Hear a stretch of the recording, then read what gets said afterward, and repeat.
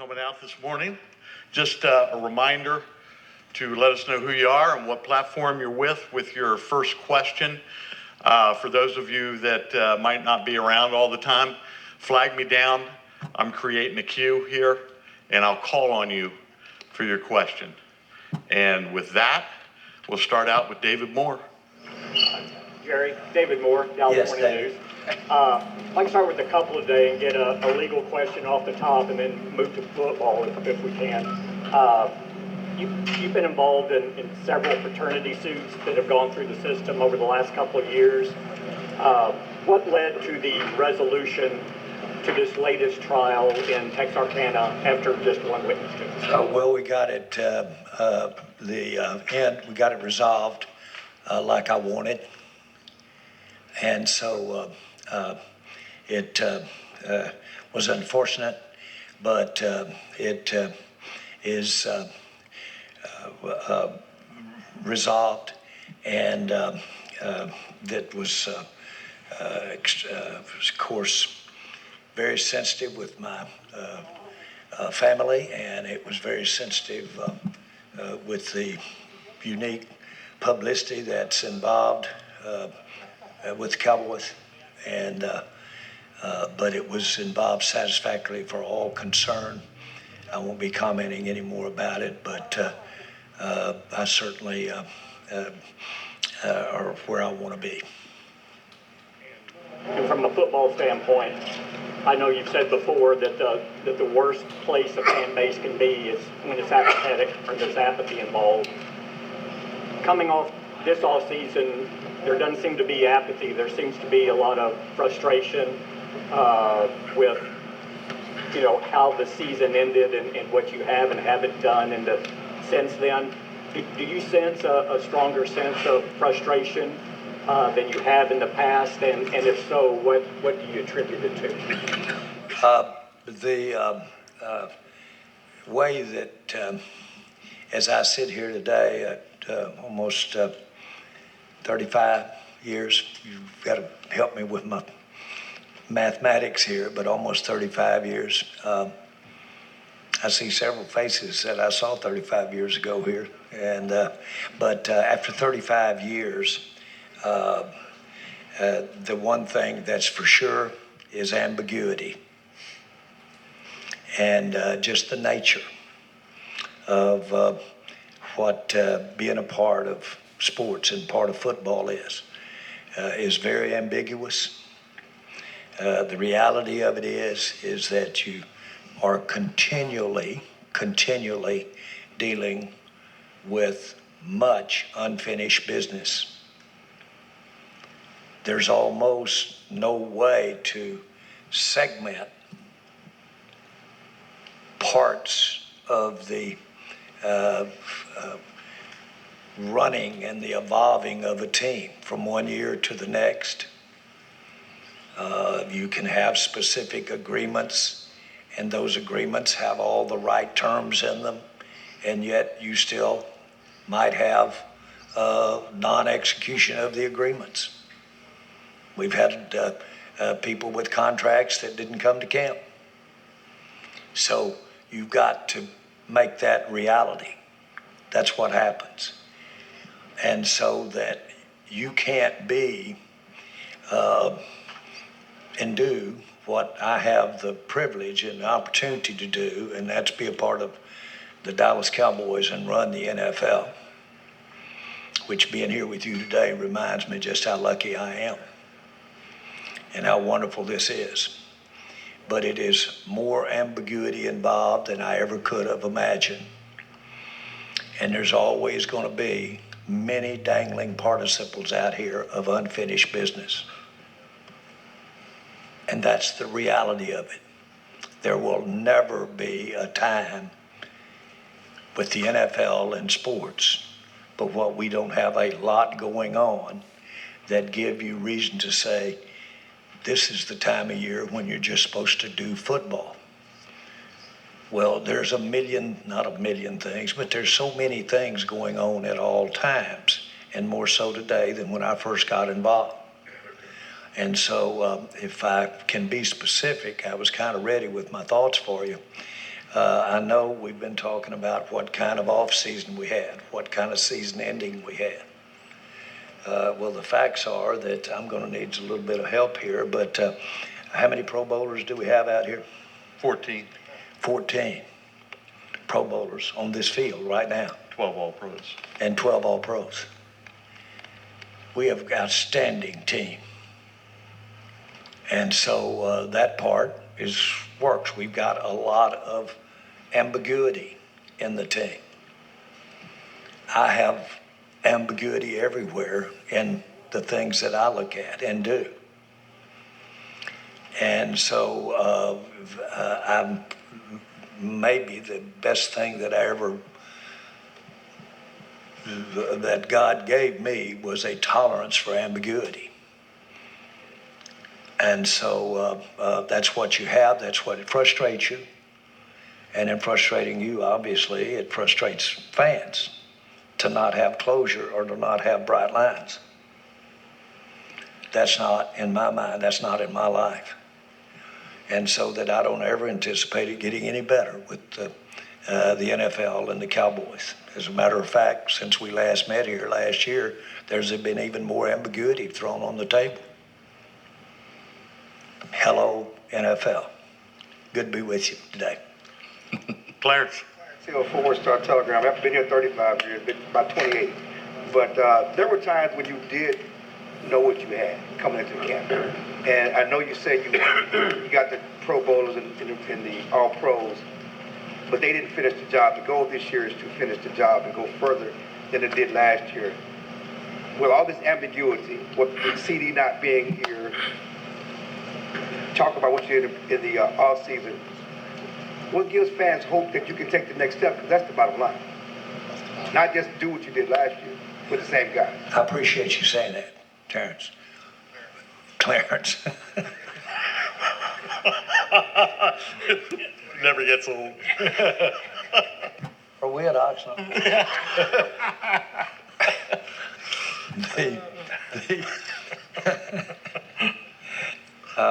I've forgotten your question. Seriously. Hey, quit asking questions that I haven't got on my notes here, will you, please? But seriously, will you condense it a little bit and let me go from there? Well, I mean, it's been ambiguity. Certainly, we know that. But when you talked about the Pro Bowl, the goal is to take the next step, though. You know, you had the same guys last year. You didn't take the next. Why should fans be excited that you can take the next step? In spite of all this ambiguity, especially with Ceedee Lamb not being here at open camp, with even more ambiguity with your players. Well, I'm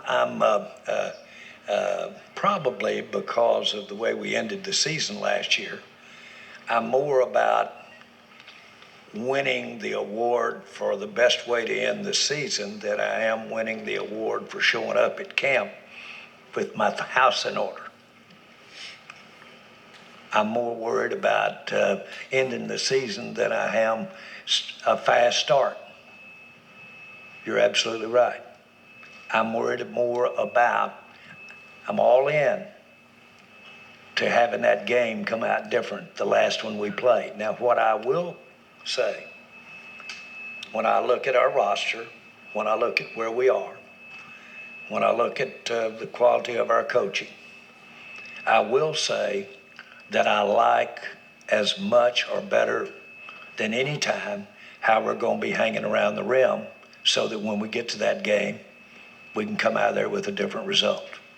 So I think we're very, very positioned, i.e. hanging around the rim, again, which you have to be up there and around there to have a better result at that end. Now, the big question you pointed out, and appropriately so, is do you think you've got a chance to come up with better results when you get there? I don't want to sound, though, and be trite about getting there. That's a big deal. And I want you to know, as much as you might criticize me for it, I take a lot of solace in the fact that we've had the 12-game seasons that wins that we've had over the last several years, the fact that we've got the personnel we've got here at camp, the fact that we've got the coaches we've got at camp.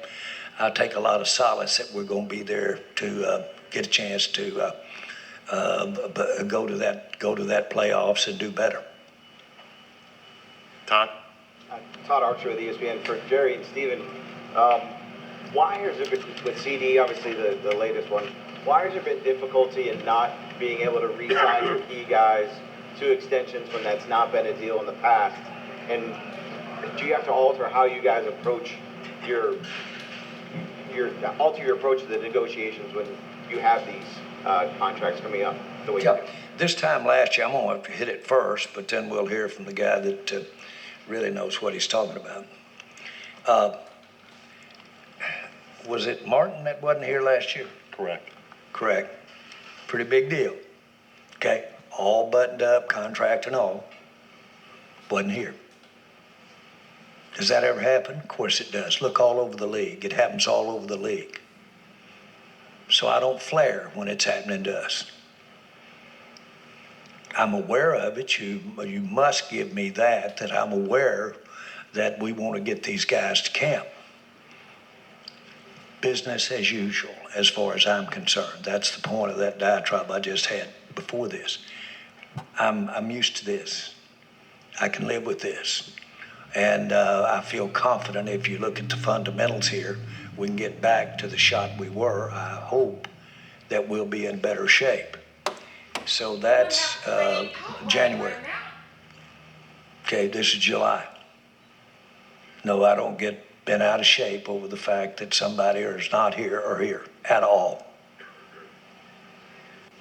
I'll add to that, if you don't mind, Tad. Yeah. I think at the end of the day, if we had these three guys done, there'd be somebody else. I can assure you. They kind of wait in line and seeing when it's their turn.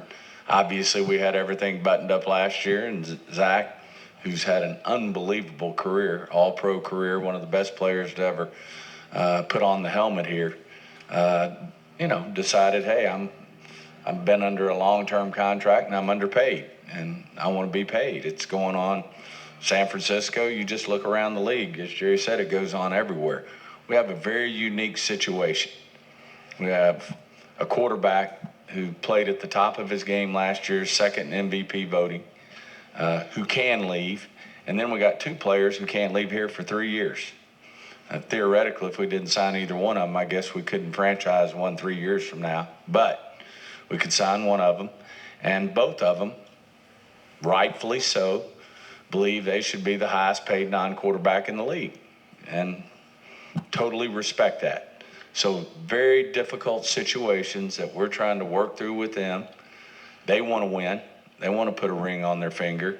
And they understand the difficult situation we have with a high-priced quarterback going into his second high-priced contract. He was the highest paid when we paid him 3 years ago.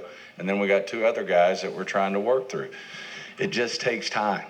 And we're having great conversations with the representatives in terms of Ceedee and Dak. And obviously, Micah's a year removed from where Ceedee is today. Ceedee, in his career and where he is contractually. So I think he wants to go out and show that he is the best non-quarterback in the league, and I hope he does it. But these things just take time, and we're having great conversations with him.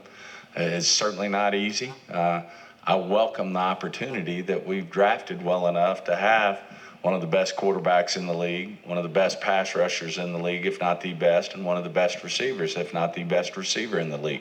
Welcome the opportunity.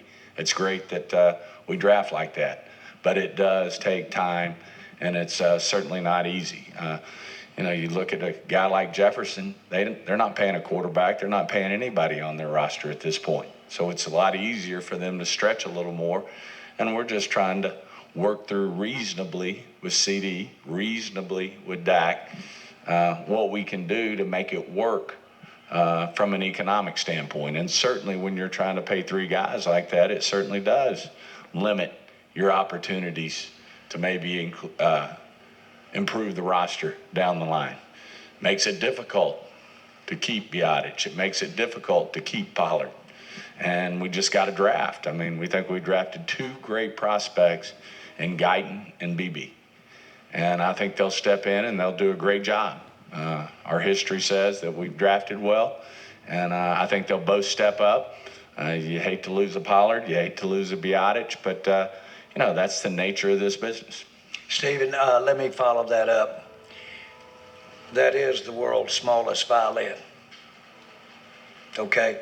Nobody's feeling sorry for themselves around here. As a matter of fact, I want to tell you how blessed we are to get up in the morning and have these problems. I wouldn't take anything for it. And I'm emboldened. Okay? It puts gas in my tank to basically have these problems. But I was negotiating directly with the players in our last labor agreement. And on our last labor agreement, I was with them, just me and the players that were negotiating. And we were down to the gnat's ass, where there was not much left in the agreement. Okay? Yet we were sitting there with a point. But that massive labor agreement that we have, there were 5 or 6 of the players there. And so I went down to see them, told our group, I'm going to go down and just talk to them myself. I said, guys, let me tell you an experience I had.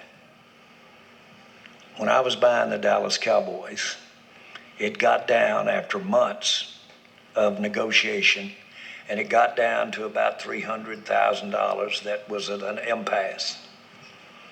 Now, that was all the money in the world to me at the time, a lot. And so Mr. Bright, I sat down with him, and he said, Jerry, let's flip a coin over it. Flip a coin over that kind of money, 1989. It was obscene. But I said, yes, let's do. We flipped. I lost. I really got screwed. I got the Dallas Cowboys. Boys, don't let a minor deal at the time stand in the way of the big deal. That was my message to them. So these things have to be put in perspective of where we are.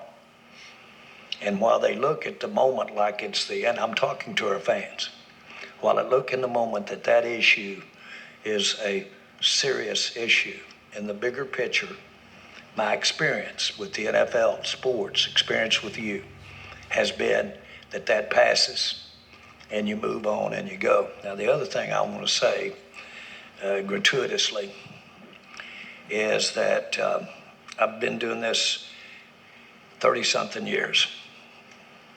And I don't feel like I've ever worked a day in my life, ever. But I have spent my life doing it, and I dream about it every day. I'm into it here. I'm all in. I'm all in. Sometimes being all in means you narrow. You remove the months out here that are in the future, and you narrow it down to where all we're talking about is right now and the next playoff season, and that's it for everybody. We're all in. We're all in. It's all right there. Let's okay. We all got some things out here in the future, another 2 or 3 years on contracts, all that stuff. Let's all get in here. 0 right now in this. Dak's got his year. Contract. Let's focus right here. We all got a lot on the line for that playoff game. A lot of it. So you've got to understand a weird way of looking at it a little bit with that time. Now, having said that, I want to say this to our fans. I know that I have had a lot of mistakes in these years. But the same guys making this decision that has the Cowboys and really got there by the skin of my teeth. And it was a miracle that I was able to pull it off. A miracle. But the same imagination, the same risk taking, the same taking risk but being pragmatic, being inconsistent, sometimes looking like you're a Mississippi riverboat gambler and then sometimes looking like you're trying to guard the national ball. Those inconsistencies are how we got here. Now, that is what you're seeing going on right now. And I don't know for sure if it's going to work, but I am giving it everything I've got, and I'm all in to have it everything I've got. As sensitive as our fans are, they got a full load, full-time me. I'm all in. All right, Calvin. Calvin Watkins, Dallas Morning News. It's for Coach McCarthy. All right. Here we go. He's away. Let's talk about football. Coach, that's football. There you go. You got a couple of guys who are coming off off-season surgeries, like Mozzie and Luke. Will they be on the pup, or are they ready to go for the first practice? Yeah, definitely. We'll work those guys in. Trayvon's obviously on PUP. So, I mean, those guys will be on a limited schedule. Just want to be smart. Obviously, we're in a ramp-up phase here, so we won't even do a team drill. Today we'll be in 7-on-7, and the practice today will resemble an OTA practice that everyone saw there in June. I got a quick question for Stephen and Jerry. When you talk to your season ticket holders, they've expressed frustration with the lack of success, or are they all in like you guys? We had our highest rate of renewal that we've ever had on season tickets. And the fastest it's ever happened in the league, in the NFL. Excuse me, Steve. Now, there's no one more frustrated than we are with at the end of the day, this is all about, as Jerry said, that last game. It's our postseason success. And no one's more frustrated than we are. And they wouldn't be great fans if they weren't frustrated with the success we've had in the postseason. So it's duly respected in terms of what their frustration is. The good news is, I think Todd said, you don't want them not to care, and they do care. And they spoke. They want to come watch these games. They know we're competitive. They know we're right there. But we got to get the job done, and we hadn't gotten the job done. And we can go out and win a lot of games next year. And they're still going to be pointing to that first playoff game, and the second playoff game, hopefully, and on. But we all know what the issue is here. It's our success in the postseason. We haven't had it. We know that. Our fans know that. Everybody knows that. These players know it. Mike knows it. His staff knows it. That's the elephant in the room. We've got to go take the next step, and we haven't done that, and until we do it, there'll be frustration. I'll add to that, we want to beat Arizona last year. We want to beat Arizona. Okay? So it's not that we're not, to get to where we'd like to get, to even be eligible to mess up against Green Bay, we want to beat the Arizonas on the way. Of course, we want all that, and we all understand that. I'm saying that so that our fans, through you, will understand that.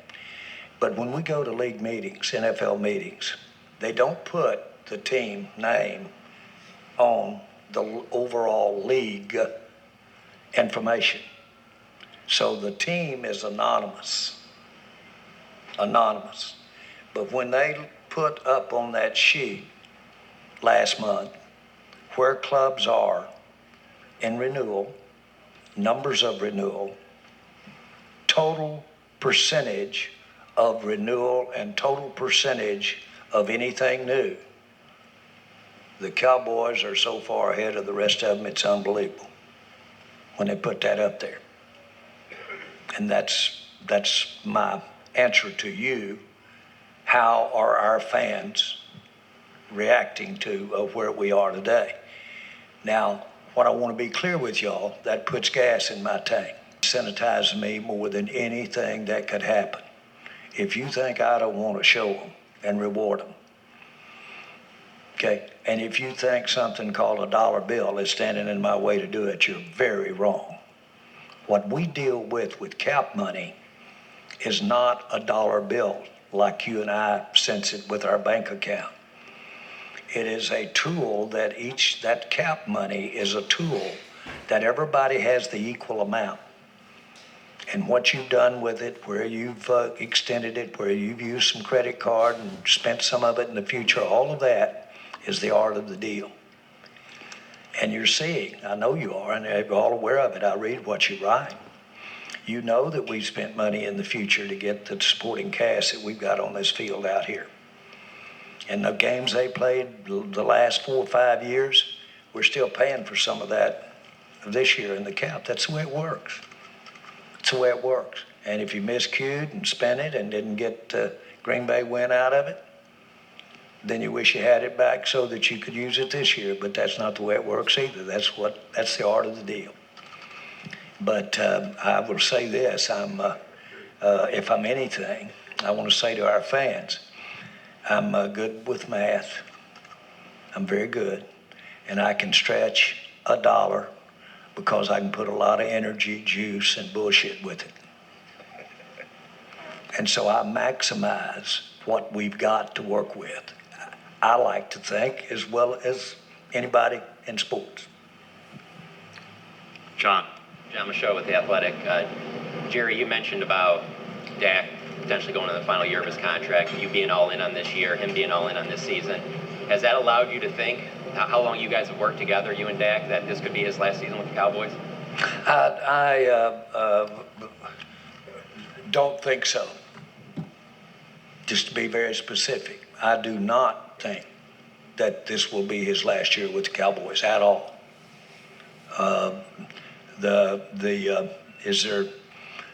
Am I being psychotic relative to my mirror? No. I mean, it's pretty clear, I think. I want to say it if it hadn't been clear, of how much we appreciate what Dak Prescott has meant to this team in a positive way. And the players do play better when he's out there. He does make his teammates play at a higher level. There's no question about it. So I'm right there in line with his best fan. But believe it or not, in my life, I've had a lot of things I wanted that I couldn't get because I couldn't afford it. Now, have I learned to live with that in 80-something years? You bet I have, and life does go on. And sometimes when you get a bump like that, you turn around and do better than you would have had you got what you wanted. You'd have never known it had you not had to go get there. There's been some of my life with the Dallas Cowboys that's reflected. That had I gotten what I was sick about and ready to jump that I didn't get, had I gotten it, it wouldn't have turned out as positive as it's turned out.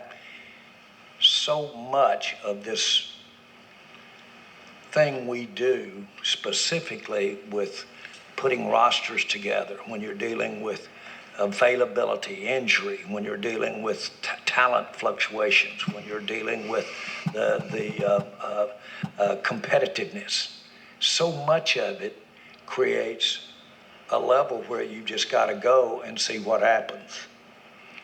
Now, that's not unique. Millions of your readers and your fans that you communicate with, millions of them live that every day. There's nothing new about a human being having to live with ambiguity. Nothing new about that. We all do it.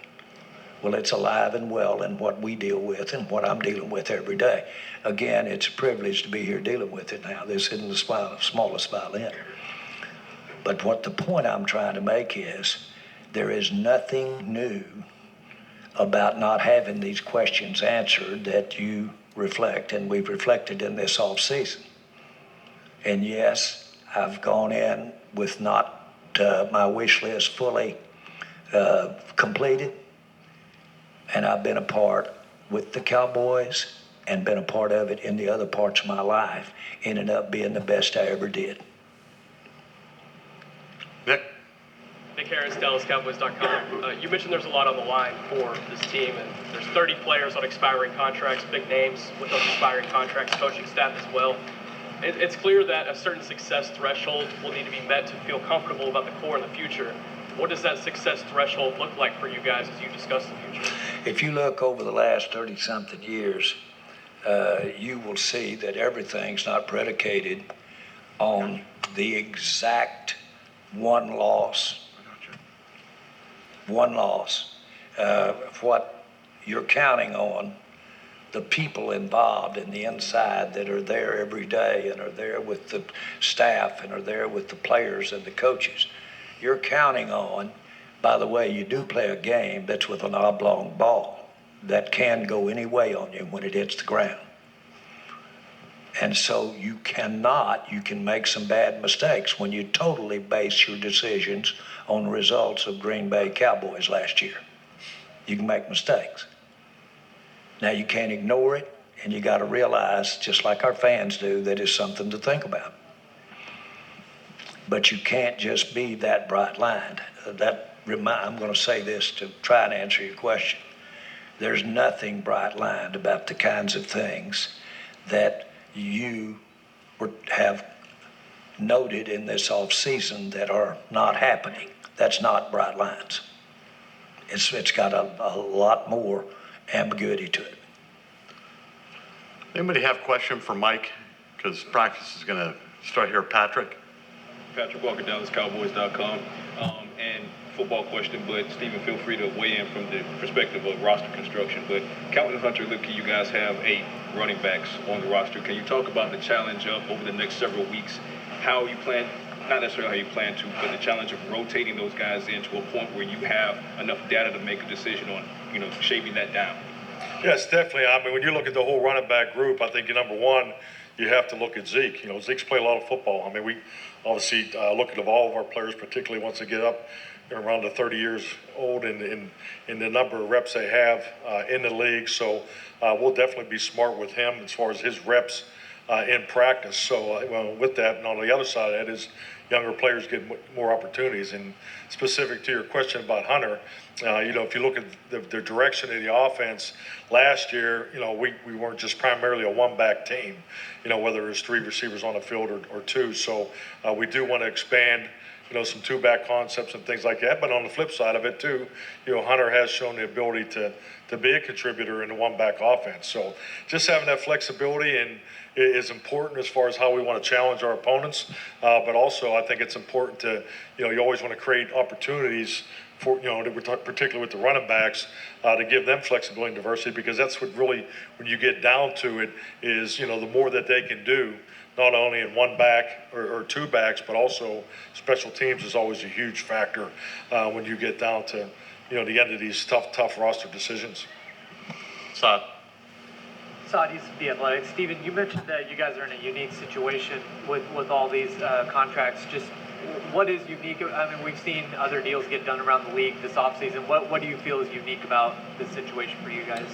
I just think it's very unique that you have a top quarterback on your team as well as 2 players either side of the ball, offense and defensive player, that feel like they're, and rightfully so, the best non-quarterback football players in the league. So you add that up, and certainly it, stresses the cap, if you will. But we think we can get them both done.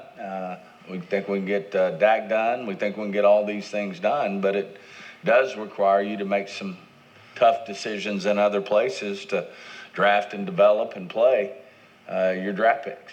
That's why, like you said, it wasn't easy. A guy we drafted, a Biotic, a Tony Pollard we drafted, and we're, think the world of both of them. Have to let a Hall of Famer like Tyron Smith walk out the door. Those are tough decisions, but those are decisions you have to make if you want to keep your up-and-coming young players. And I think, we're fortunate that we have this issue. Stephen, I think as you were making that statement, those 3 players you named could be 70% of all the money you got, 70% of your payroll. Now you need a little money for the other 51. That's a challenge, especially a challenge when you've used some of the very money that you're working with. You've used it for years past, so you probably got some of there. That's not singing the blues, and it wasn't unanticipated. What is a pleasure is that you're dealing with that quality in that situation, how to keep the top quarterback and how to keep on either side of the ball, as he just mentioned. Add it up and you'll see about anywhere from 70 to 80% of your whole payroll there. Now, how to figure that and keep the kind of supporting cast that Dak has had in his career.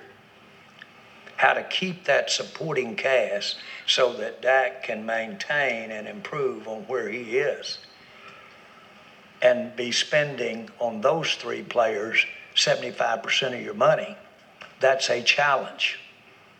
How do you keep a supporting cast like the one we're talking about out here right now, plus on 3 players spend 75%, and plus have spent a little bit of that on your credit card for years past? That's not singing the blues. I'm privileged to get to sit here and try to make it work out, but it's real. It's real. And you look around the league and everybody does it. If somebody on any one of those players happened to not have to be paying a quarterback, or happen not to have 2 players on each side of the ball that they're paying, they've got more money to spend for that play. Are there other clubs that don't have what we're just outlining? You bet there are. And so they have got more of their cap that they might allocate for any one of those players. And there's 31 other clubs. That's what happens. Jerry, you mentioned that you wanted to see leaves fall. With Justin Jefferson's deal getting done, what other leaves are you waiting to see fall for Ceedee to get done? Well, let me see what today brings, and I'll talk to you tomorrow. No, I'm trying to be, specifically, we are so involved in trying to see where we are with our situations that is a major part of seeing the leaves fall, seeing the time go by, seeing this day and this week, how they go by. And by the way, I have in my life played option quarterback so many times and wait until the last leaf on the tree. And if you want to picture pure option quarterback going out to the sideline, I have run that ball and kept it and not hand it off to the back, not pitch it back, not throw it. And I have run that thing all the way out to the sideline before I made the decision. Because I couldn't get whatever it took it wasn't right for me to make the decision. And so what our fans, what you're seeing, what we deal with is we're buying time. We're option quarterbacking and we're going on out toward the sideline and we haven't handed it off. We haven't pitched it. We're trying to make our mind up what to do. Does that sound like Mahomes to you? A little bit? Okay. It do. It really do. So having said that, I'm just trying to give you a description here. That's what we're doing. And we're waiting for something to happen in the morning.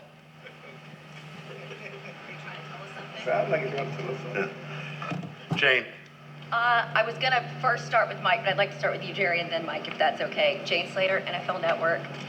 Real quick, Jerry, you've talked about, circling around the rim and the negotiations and the option quarterback. We've sort of seen this play before. I mean, we saw Zach hold out last year. He got paid.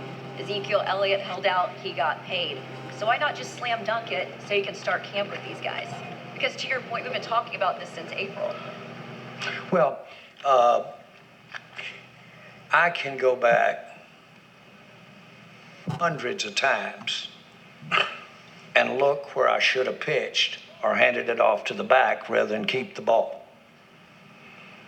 And I can do that not just with the instances you're talking about on players, but I can do it in my life many times and say, man, I should have handed that ball off rather than keep on toward the sideline. My point is that that still, whatever frailties there are, and there are some, the negatives in my world the positives has outweighed the negatives. And you have to look at it.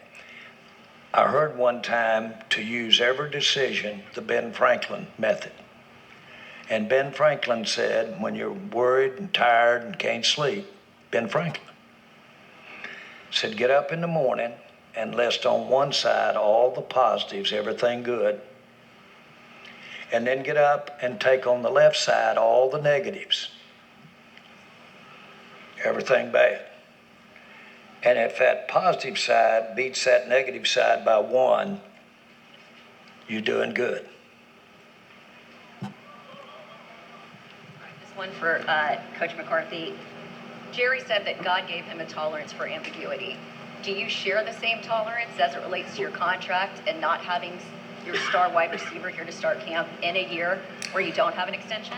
I really, view this question the same, my whole tenure as a head coach. I mean, and particularly most of these questions here today, I mean, that's part of the business of the National Football League, and that's what it is. But clearly, my energy and my focus and really the players and the coaching staff is not even close to what we've been talking about here the last 30 minutes.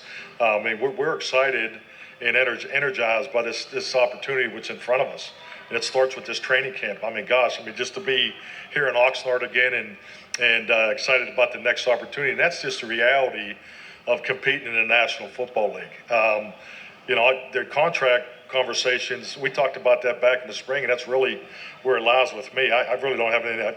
I don't know if I've mentioned the word contract, prior to talking about it right now. So in quite some time, that's not the way we're wired, and we can't be wired that way because there's almost so much time and energy, and we're on an 11-hour workday, and the enthusiasm and energy that goes on in the meetings yesterday and today.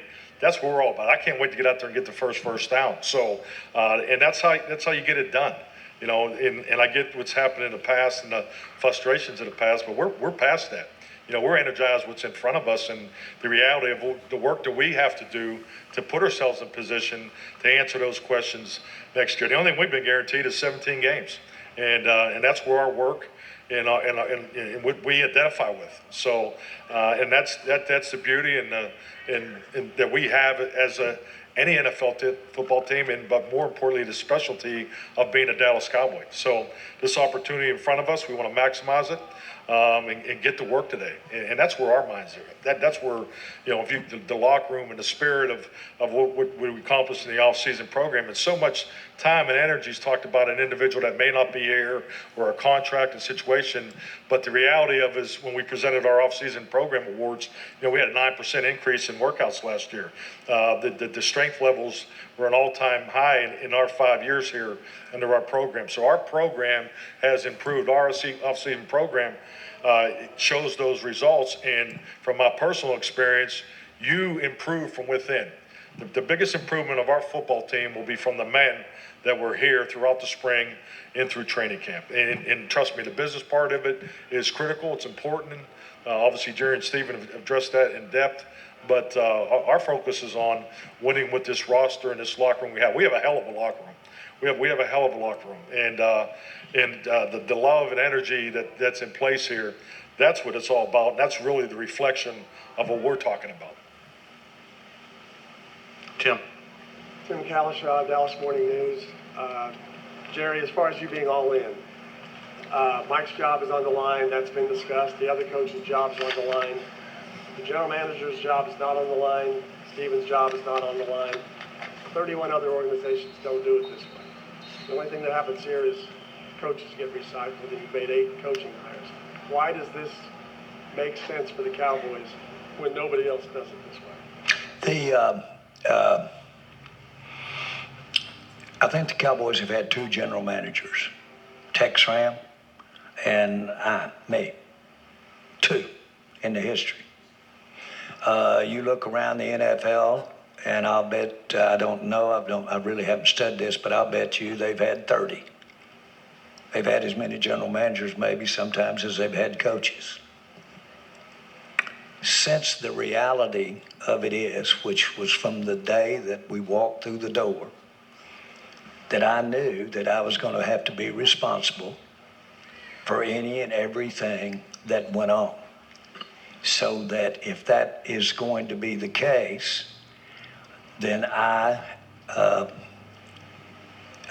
trying not to use somebody else's commenters this way. I'm only comfortable doing it that way. I can't delegate that. Now, what that implies is that this thing is a product of me sitting up there throwing darts. That's not the case. I like to think that the reason that I've enjoyed some success in my life is that I've had people like Mike and Stephen in my ear hard. Now, Stephen is my son, and then my children, we all work together. I heard a father's prayer one time that says, please don't let me be a bully. Because I can be, they will let me because they love me.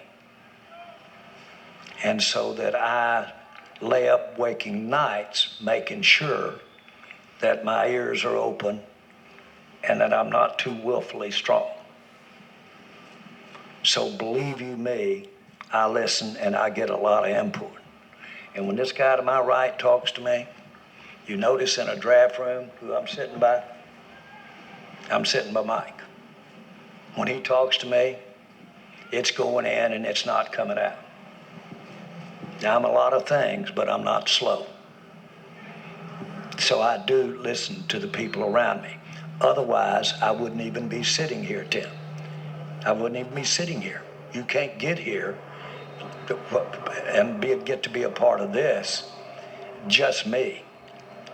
And so I've had lots of input. Jimmy Johnson gave me a lot of input. Okay, did anybody else have to make the final decision, the decision? Do you punch the button or not? Not one time in history that I've been involved with this team. Now, if my butt has got my mind out someplace else and not on this, then you have to trust me that I know how to, since I'm not on top of the issue, trust it when Mike says, we're going to do it this way. Stephen says, we're going to do it this way. Trust me. That's the way it is and has been that way since we got the Dallas Cowboys. Whatever we are or whatever we're not, I think I saw where we've the sixth winningest team in the last 15 years in the NFL or something like that, in the NFL.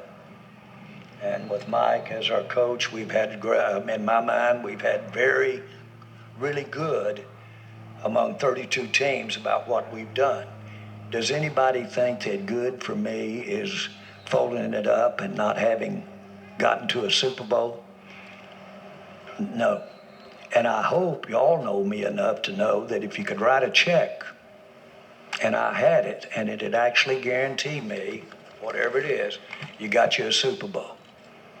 I hope y'all know I'd write that check. I'm embarrassed to tell you that I would. There's no such thing. And you have the greatest people, greatest coaches, greatest advisor you've ever seen, and it doesn't guarantee you a Super Bowl.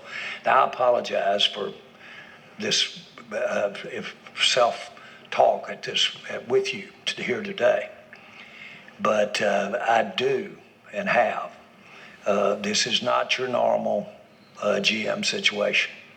I mean to tell you, I will change on a dime if Stephen reaches over and says, let me tell you this, I'm going strong here. Or Mike goes strong. Will go strong. All right, that's going to wrap it up. Practice is starting. Thank you. Thank you.